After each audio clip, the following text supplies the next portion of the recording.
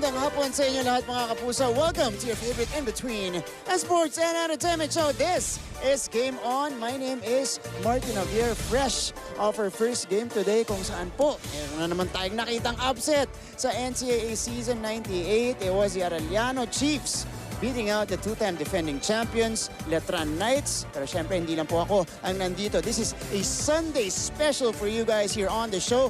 Kasama natin yan, Mr. Pure Business and Pleasure, Anton Roxas, and Coach Hammer Martin Antonio.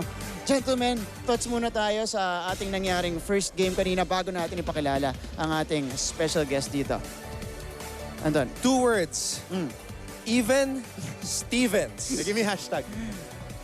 My goodness. 3-1. 3-1 Arellano. Coach Cholo Martin Magic. At tandaan po natin sila yung pinaka-busy na kupunan sa pagsisimula ng Season 98. Pero parang hindi napapagod Samantalang itong katabi natin, Kurt Reyson. Pangalawang laro pa lamang pero medyo nangangapa pa rin ng defending champions. Buti na lang nakangiti pa rin si Kurt. Kurt! Steady si Kurt. But again, endgame, doon lang nagkakatalo. Yun ang kagandahan ng NCAA Season 98. Yung mga teams natin, wala talagang sobrang liyamado. At nakikita natin, lahat ng teams nag-improve talaga, pati yung mga bagong aantabayanan ng mga players. Sige, pakilala na natin yung guest natin. And happy-wan na rin ni Anton. Siyempre, breakout performance in their very first game of the season. Nandito po from Colegio de San Juan de Letran, Kurt Reyson. Kurt, welcome to the show. Hi po. Hello po. Relax na relax 31 points. Siya ang unang player mula season 95 na naka more than 30 points. Kasi season 97, walang naka 30 So, si Robin ang pinakamataas. 27 points. Kurt, kamusta? Okay lang naman po. Hindi kasi kaya ganyan si Kurt kasi syempre ina-absorb pa niya yung kanilang unang pagkatalo ngayong season. Kumalog lang yung bitaw. Pero Kurt, ikaw ba dahil nakadalawa ka ng potential, yung una game tying basket na dinala mo sa overtime, ngayon potential game tying, sayang lang. Pero maganda yung attempt mo, maganda yung look mo. Ikaw ba nasasanay ka na ikaw talaga yung pinagkakatiwalaan ng Letran pagdating sa clutch moments? Oo, kasi hinanap agad ako ni Coach Bonnie sa mga ganong sitwasyon kasi nangyari na sa first game ko Kumbaga yung kumpiyansa ko nandun na rin Kaya wala akong magawa, titira ko talaga yun. Kurt, iba yung motivation mo. Kasi syempre, aside from being the go-to player in the clutch, iba yung motivation mo ngayong season. Kwento mo naman sa amin. Kasi yun din yung nakita ko sa mga articles after the game. Nung in-interview ka, after your 31-point outburst, yun yung sinabi mo na meron talaga akong ibang pinag-aalayan nung season. Lahat ng performances ko ngayong season 98. Kumbaga yung first game talaga, minomotivate talaga namin yung laro namin para ka Father Rafi kasi since 2016, nandun na yun si Father. Since squares pa po ako, siya po yung nagmamas sa amin lagi dati doon. Kumbaga, memorable yun na laro na yun kasi ililibing nga kinabukasan si Father Rafi noon Kaya yung laro na yun, inaalay namin talaga sa kanya. Kumbaga, yung sa isip namin, sana mabigyan namin yung panalo na to. Bigyan namin ng magandang panalo si Father Rafi. Pumunta pa kami after the game, pumunta kami doon sa alaman niya. Sumigaw pa kami ng, syempre Arriba, syempre Letran talaga. Nakikita ko rin yung emosyon ngayon, nagbe-build up kay Kurt, Coach Hammer. Definitely. And Kurt, wala nang rin sa bando. Yun yung nagiging kwento. Ibang Letran Knights na to. Nakita namin yung pag-step up. Pao Villonar, meron pang injury. Kwento mo sa amin, paano kayo nagpe-prepare? Kasi medyo kulang-kulang yung pyesa nyo ngayon. Nabanggit din ni Anton kanina, nagkakapaan pa. So, ano pa yung mga nakikita nyong room for growth and improvement para sa inyong kupunan? Kumbaga, yung mga bago namin ngayon, kailangan namin turuan pa Kumbaga kami yung mga veterano, i-guide namin sila para pagpasok na sa loob ng court, alam nila yung gagawin. Kumbaga yung sistema na pinapagawa ng coaches, makuha agad nila. Kasi minsan kasi nawawala sa mga play kasi late na nakasama. Kaya doble effort talaga sila sa ensayo, ginagawa ng mga coach sa amin. So kahapon, kasama ko si Ray ng Batak. Nag-cover kami. Tapos, tinanong ko si Ray, paano ba nagsimula itong si Kurt Reyson? Kasi nung una ako nag-cover ng Letran, nagulat ako kasi, di ba, yung tanong nga, sino ang papalit kay Ren sa bando? Tapos si Kurt, ang laro talaga niya, point guard. Pero sa simula ng season, starting shooting guard. Yun na yung naging role mo. Ang dami mong tinitira mula sa labas. Nung high school ka ba, ano ba talaga yung laro mo? Point guard, shooting guard? Kanino mo minomold yung laro mo? Nung squares pa rin po ako, combo guard na rin ginagawa Combo sa... guard. Ah, Okay. So, mas natural to sa'yo? Mas komportable ka sa Opo. Kasi, posisyon mo ngayon? Opo. Kasi kailangan na dumepensa, makulit, tsaka kailangan ring umiscore ng ganun. Sino yung ginagaya mo? Sino yung mga idol mo na player sa NC o kaya sa local? Si mga ganun po, si Kuya RJ Hasul po, mga ganun, makulit po. RJ Hasul. Okay. Oo. Exactly. Kaya pala, Yan. Pinag-uusapan natin ng game. Yung transition, RJ Azul from the Squires, Yeah. spent ng 2 years pa in the Team B before he began to being the top dog ng Letran Knights during their contending years with Rey Guevara. Ito nga, si RJ, yung squads. Mabigat na responsibilidad yan. Oo. RJ Azul. And I heard you guys talking about that. Sabi ko, oo nga, no? Yung parang depensa, makulit, solid, di ba? Siya yung kumukuha nung... Yun yung Yun. pinakamabigat dun sa RJ Azul. And the way that Kurt is playing right now, siya na yung nagsistep up bilang endgame and crunch time player para sa Letran Knights. Okay. Kurt, syempre, before we let you go, pagkakataon mo na batiin yung mga kapusong nanonood sa atin ngayon. Syempre, the entire NCAA community at mensahe mo na rin, syempre, sa Letran community. Syempre, iba yung motivation ng team ngayong season. Sige. Unang-una po sa lahat, maraming salamat po sa mga suporta sa amin, lalo na yung mga Letran community po, yung mga fathers po sa Letran, tsaka lahat po ng mga estudyante po na sumusuporta sa amin. Huwag po kayong magsawang sumuporta, di man tayo pinagpala ngayon, babawi po kami para po sa inyo. Tsaka yung family ko po na sumusuporta sa Davao Occidental, mga tropa ko, Sabang Boys, Malitanyo, at tsaka family ng girlfriend ko, yung girlfriend ko na laging nanonood, sumusuporta sa akin. Tsaka yung mga boss ko sa Davao, Boss J, Boss Glenn, Boss JP, tsaka yung mayor namin po, Mayor Bradley Bautista. Okay, bago natin i-let go, kasi minsan ayaw pa natin i-let go eh. Okay. Sabihin nating matatapos na ang mundo, Kurt, kasi wala na si Abando. Last year kasi alam natin na... Ayaw ilan na si Mundo. Alam natin kay Abando pupunta yung bola pag endgame. Sabihin natin matatapos ang mundo, sino ang titira mula sa Letran Knights? Kumbaga po, kung meron mabigyan man ng opportunity na mahawak po yung bola, titira ko po talaga. Yeah. Ikaw talaga. Okay. Sabihin mo yung pangalan mo. Sino? Si Kurt Reyson. Yeah! Huli. Kurt, maraming salamat. There you go. Letran Knight, Kurt Reyson sumali sa atin dito. Siyempre sa Game On. Pero hindi pa po kami tapos. Nagsisimula pa lamang kami. Mamaya-maya po, we got a special guest here, Andre Paras. So, we'll be talking about their new segment here on Game On. At syempre po, kaming tatlo, pag-uusapan po namin yung mga surprises natin, mga nangyari in Week 1 of basketball in your NCAA Season 98. Kaya huwag kayong alis. Magbabalik po ang Game On!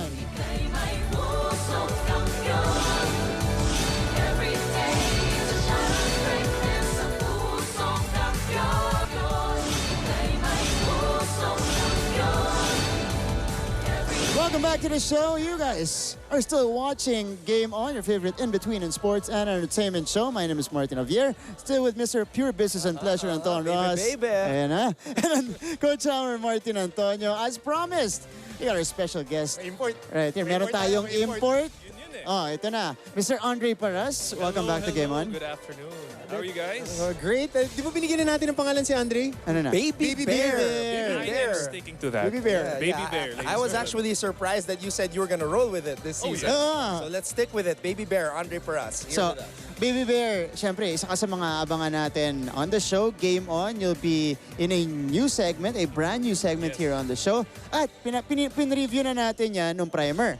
Oo, leading up to the basketball season and the opening ceremony. So, kailan ba magsisimula ang Bolahan? Tapos, ano ba yung dapat nating abangan? Well, yung Bolahan, it's going to be airing hopefully next week.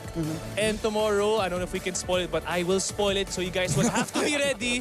Pupunta kami sa San Beda. Ito sa mga nanonood ng mga bedista dyan, sa umaga kami pupunta. So yung mga student athletes dyan, make sure you guys are in your classrooms kasi malay natin, baka puntahan namin kayo, interviewin namin kayo. That's if pumapasok kayo. Alam mo masaya doon? Online classes pa kasi, Dre. Online pa. Umaga Online classes trainings pa? Umaga trainings. Ah, So, sa training. siguraduhin nila na magpa-practice sila. O sigurado yung mag-practice kayo o puntahan namin kayo sa bahay nyo, sa online. We gotta make sure you guys are online, di ba? O malay natin baka soon mag-face-to-face kayo. But of course, it's going to be very exciting because we all know how important it is that these student athletes are in school, and now that our players are getting known again and they're out there thanks to GTV, NCAA, we have to make sure that everybody knows what they've been doing every day. Alright, maliban sa Bolahan, meron pang ibang trabaho si Andre Paras dito sa NCAA. Mag-a-analyst na din siya. Andre Paras as a TV analyst. In fact, I thought we were going to do the game yesterday, pero we know Andre is such a busy guy. You know, na-extend yung taping niya. Diba? But Andre is gonna make his debut. What can we expect from Andre Paras, the game analyst dito sa Season 98? Well, you can expect a lot, but for now, I want to learn from the best. I'm here with you guys. I'm learning. That's why I'm here. I'm not here to do this, but Beautiful segue. I am not sure he is the best example. Best example yan. What are you talking about? Anton, Where is Papa Bear? Where is mamaya, Papa babalikan natin yan. Babalikan Alin? natin. Alin babalikan natin? Justify natin. Best example. Ready siya. Ready siya. Ready tayo. Okay, Andre, sige, as an analyst, ano ba yung style ni... Kasi si Papa Bear, pag analyst, iba yung style niya, di ba? May joke, pero minsan seryoso. Si Andre ba, ano yung mode mo pag analyst ka? Well, it's gonna be my first time, but I'm a very critical person. You know, I want to make sure I see what other people sees. For example, what coaches want to see.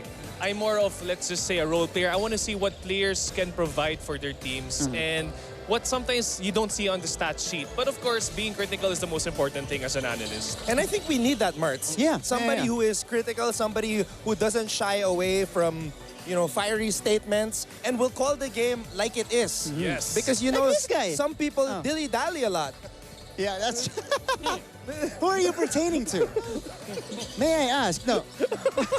No, but, you know... I plead the Fifth Amendment, right?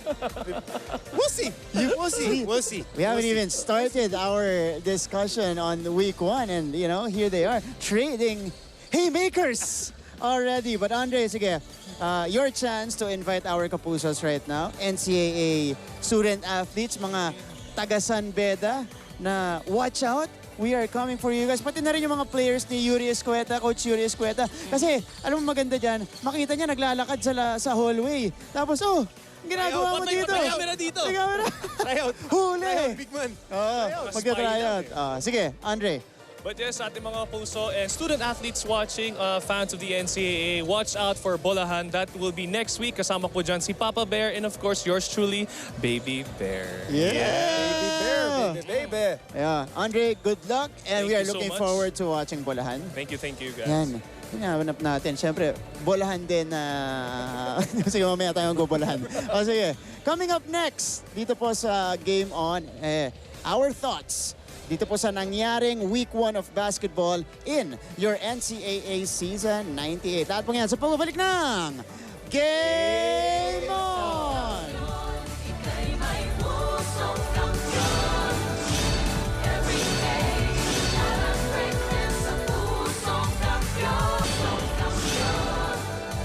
Welcome back to the show. This is still Game On. Kasama pa rin Martin Javier alongside Mr. Pure Business and Pleasure Anton Roxas, Coach Hammer Martin Antonio. And another thing we promised today ay bibigyan namin kayo ng thoughts dun sa mga nangyari po sa Week 1 ng NCAA Season 98 basketball. Alright, so gentlemen, we will break it down into 3 parts. Sige, Okay. para meron tayong organization, structure. Sige. Structural discussion.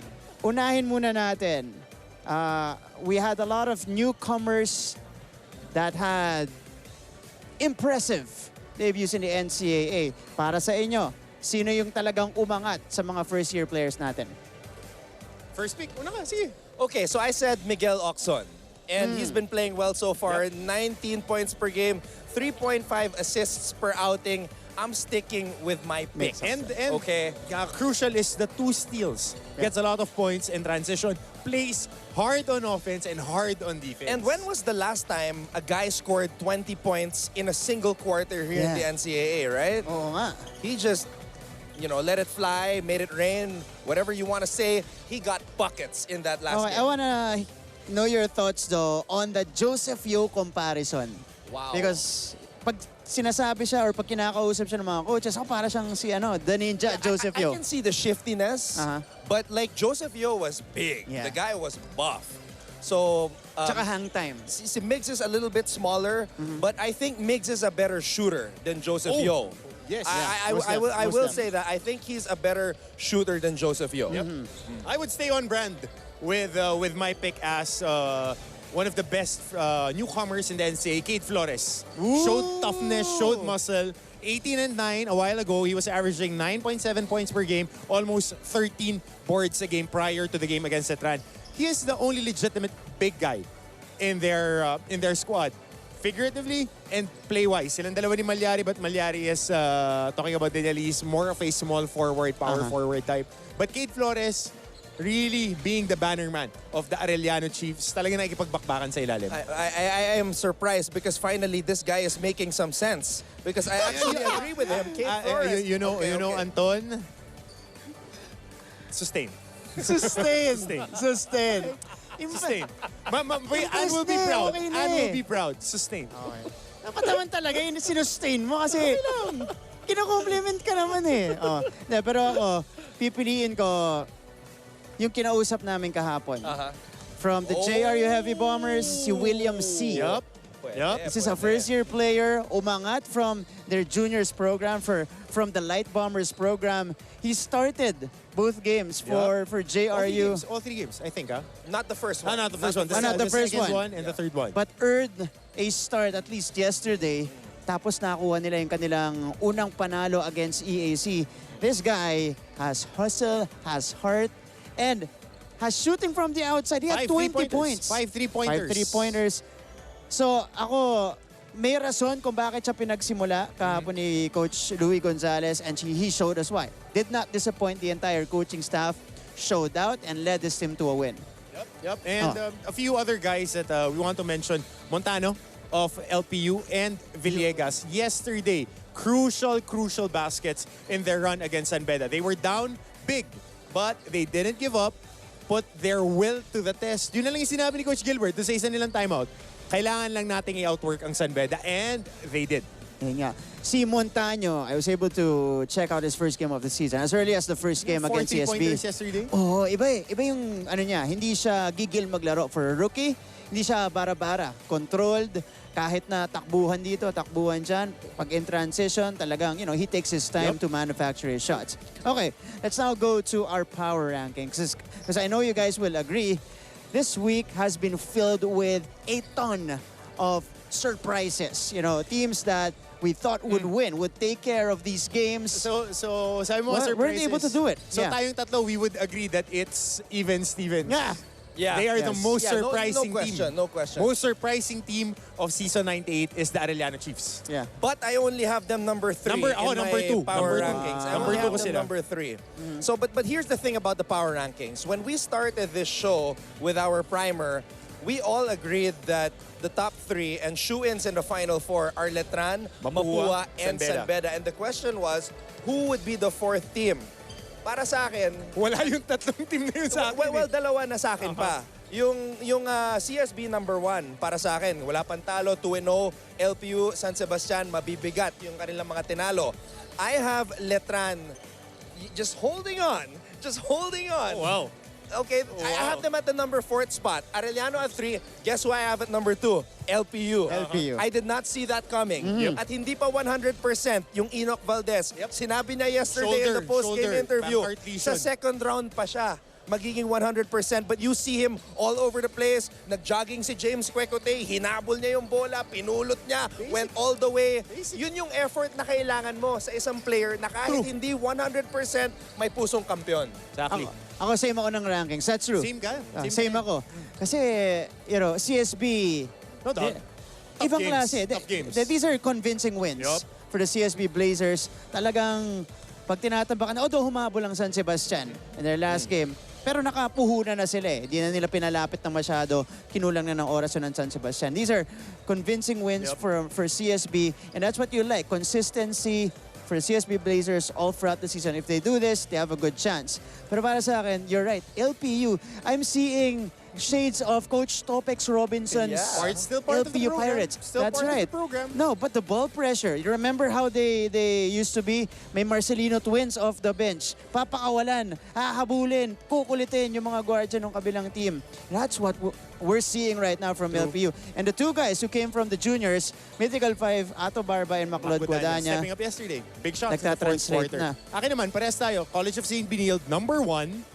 Arellano University at Yun. number 2. At Ooh. number 2 for me. LPU at number 3.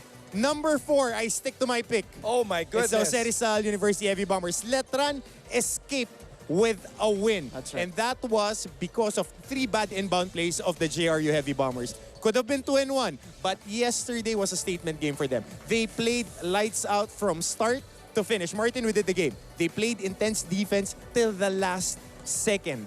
Yun lang yung hinihingi. And sa mga nanonood po ng Game On last year, John Amores, Rai De La Rosa, AJ Miranda was not part of the roster. That's Now, right. you know Kompleto why na. they are needed? Because last year, they don't have points of attack. Now, they have those 3 guys. Their guards are solid, okay? But my question mark with JRU is the bigs. If Coach Hammer Martin Antonio turned back the clock and played with the Heavy Bombers, I would have been they thrown make out the final? first minute that I was there. Joshua Giab is stepping up big gonna be time interesting. in this That's interesting to see. That's interesting You to see. said that. I You said did that. No, I'm yourself. honest. At least you I'm did honest. that to yourself. I Wala am pa ako honest. sinasabi. I am Oh, sige. honest. Okay, since we're talking about different... That would be interesting to see though.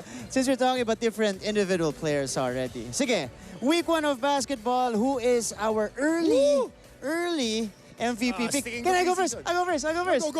Go. We'll go zoom. Because, numbers wise. We'll go zoom. Top 10 in scoring and 17 rebounding. and a half a game, Yeah. 8 boards, 1.5 assists, number 1 in blocks, 2.5. I think all of us picked Will, Yep. though. Even Yep, Coach even Topex, Coach Topex. right? Okay. Consensus, So, kung hindi si Will, sino? Ako medyo nahihirapan ako eh. Mahirap, no? Nahihirapan ako. Kung hindi si Will, sino? Kim Aurin, numbers. Whoa. 17.6 boards. Interestingly, 3 assists, 2 steals, almost 2 blocks a game. Oh. Stat sheet stuffer, scored a lot of points in the third quarter in their loss against Arellano Chiefs. So we'll see how Kim Aurin will sustain this high level of performance, which we know that he is pro ready. Yeah. I have a crazy pick. Who? I can't believe I'm saying this, but because I know the history of the NCAA and how the MVP is determined, sobrang laking factor nung rebounding. Yun nga. And looking at the numbers of this guy, Cade Flores, statistically, Solid. Yep. might sneak into the MVP Yeah. race. Okay? So if With we're the- gonna base it on that, Availability of we rebounds. have to keep an eye out on this guy. And if there's one guy in the NCAA that I would not want to stand in front of on the fast break, it's him. Did you see what he did the last time? Hindi na siya mapigilan. Cade Flores, Big Sean Umali. On the break. That's See? Actually, okay. Pero Flores Oh. has been putting I forgot up. about him. I can't believe I forgot about him. But Flores, especially with the game early, has been putting up better numbers. Had 18 earlier. Yep, 18 and 9. 18 and 9. So, on high field goal laki nang percentage. iaangat yan. O di magiging double-double na yung Mag-double-double average na. niya. Okay. That's right. Who's Okay. your pick though, kung hindi si Will? I'm interested. My pick for the MVP though. So tough. Diba? So, ang hirap. Will go so mahirap eh. It's too early. You know, we still need to find consistency from the 2 rounds players. tayo. Marami tayong makikitang basketball na mangyayari this next few weeks. All right, gentlemen, thank you so much. But we're not yet done, mga kapuso, dahil po, syempre, meron pa tayong second game today. Ito, maganda to. Mapua! Kontra San Sebastian. The Cardinals and the Stags, both teams looking to bounce back from their previous losses. Abangan niyo po, dikdikan po ang ating laban dito. And I'm gonna be working that game with Papa Bear! The OG! The OG!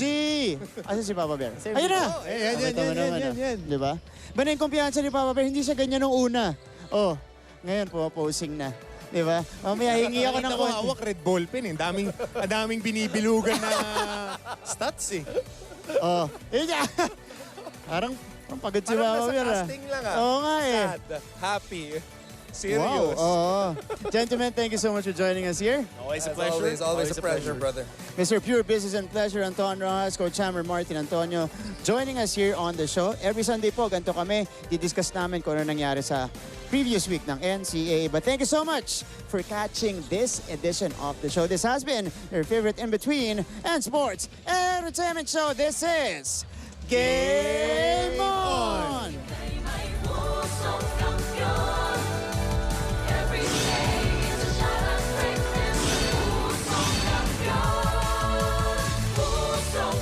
Napakagaling mo pa rin magsulat ha. At dahil wala ka nang matatakbuhan,